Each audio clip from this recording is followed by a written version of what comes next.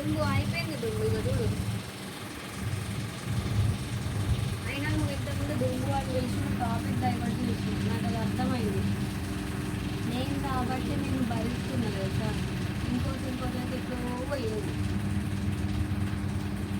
ఇంకోటి అయితే పోయేది అంటారు, ఇంకో దాన్ని తెచ్చుకుంటూ ఉండనియ్యరు. ఎందుకు ఉండనియాలి? మరి ఫస్ట్ వాళ్ళని ఎందుకు తెచ్చుకున్నారు? ఇంకోటి ఉండదేమో, ఉండదు. నువ్వే ఉంటావేమో. నేనే ఉంటా. అందుకే మరి ఇంకొకటి రానియా. నువ్వు పోయేదని పోయి దాన్ని రానియచ్చు కదా. ఎందుకు రానియాలి? ఎందుకు రానియాలంటే ఎందుకు సంతోషంగా ఉండనియాలి? అట్లా సైకో ఉండనియద్దు కదా. సైకో పిల్లల మారు పేరు. సంతోషంగా ఉండనియాలి. నిన్న న్యూస్ చూసినావా? చూలే. మనకు అంత మంచి habits లేవు. మగజాతి అంతరించిపోతుందని చెప్పేసి మగవాళ్ళకు కూడా హీ టీమ్స్ కావాలని వచ్చింది వార్త, తెలుసా? షీ టీమ్సా? భార్యల బాధితుల సంఘం అదే షీ టీమ్స్కి దిక్కు లేదు, ఇంకా హీ టీమ్స్ అంట. వచ్చింది. అదే అంటానే.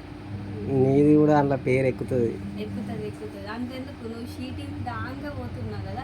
డిపార్ట్మెంట్ అనేది ఎంత మంచిగా పనిచేస్తుందంటే మొన్న 2 days బ్యాక్ ఇంటి ముందు యాక్సిడెంట్ అయింది.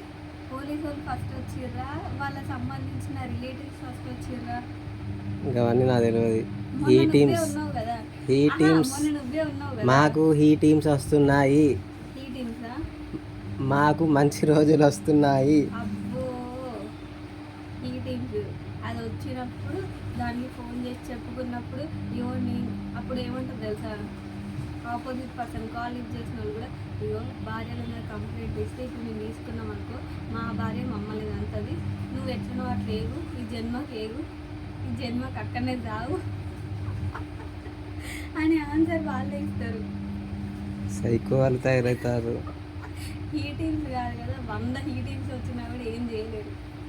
అందే అంటున్నా, సైకో వాళ్ళు తయారవుతారు. సైకోనా? నీకు ఇక్కడ సైకో అయితే ఏం కనబడుతుంది? ఇది రియాలిటీ. సరే, మంచిది.